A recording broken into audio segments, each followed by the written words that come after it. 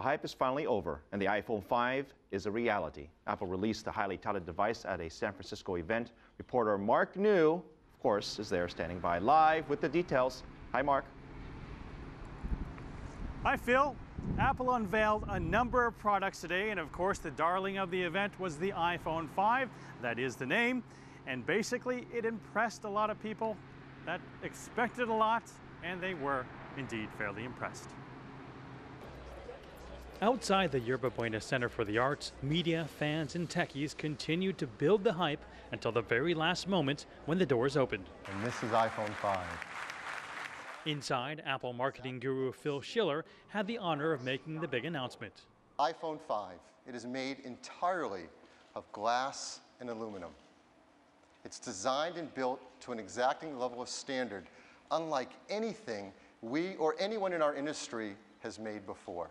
The iPhone 5's Retina screen is 4 inches, a half-inch larger than its predecessor, the iPhone 4S. Apple claims it's the world's thinnest smartphone, 18% thinner and 20% lighter than the iPhone 4S. iPhone 5 also works with a faster 4G LTE service, something that CEO Tim Cook last year had said he was reluctant to do, because that speed can mean sacrifices, especially with battery life.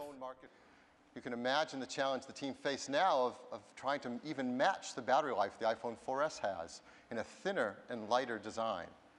And we're really proud because what they've done is not only match, but exceed the battery life of the iPhone 4S. We'll see if it's an Apple miracle once people get their hands on this phone. Whether that screen, that extra real estate is going to take up much more power. They've got the Retina display on it now. That's going to take a little bit more power. Also released today, iOS 6, the 7th generation Nano, and the 5th generation iPod Touch, which even gets Bluetooth 4.0 and Siri. Apple says the iPhone 5 will have its fastest rollout ever, launching the iPhone in U.S. stores and a number of places, including Hong Kong, Japan, and Singapore on September 21st. It's expected to be available in 100 countries by the end of the year. The iPhone 5 still has an 8-megapixel camera, just like its predecessor, the iPhone 4S, but it does have something called the dynamic low light mode that allows it to shoot in the dark 2 f-stops better. Also, Apple announced new earbuds now called EarPods, and they use 3D imaging to come up with, and 3 years of design to come up with something that perfectly fits the comfort of your ear. Phil. Mark, we have to ask you, you're there in Techland, you've been covering this story all the way into the launch. Are you impressed with the iPhone? Did it meet your expectations in terms of what you were expecting?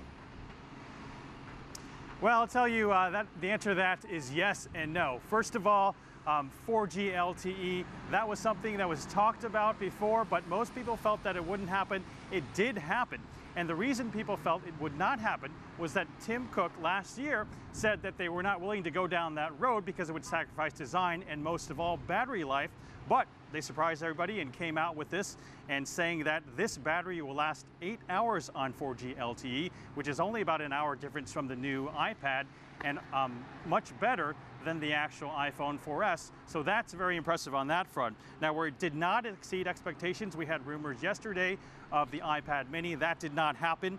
It was hotly debated whether the iPhone would have NFC, near field communication, basically allowing you, like in Android devices, to pay through Google Wallet. That did not happen. And Phil Schiller later said that the new feature, Passbook, would actually take care of those things. They've got deals with airlines and other businesses that essentially do the same thing without having NFC. Phil. All right, Mark, thank you for your report and staying on top of things there.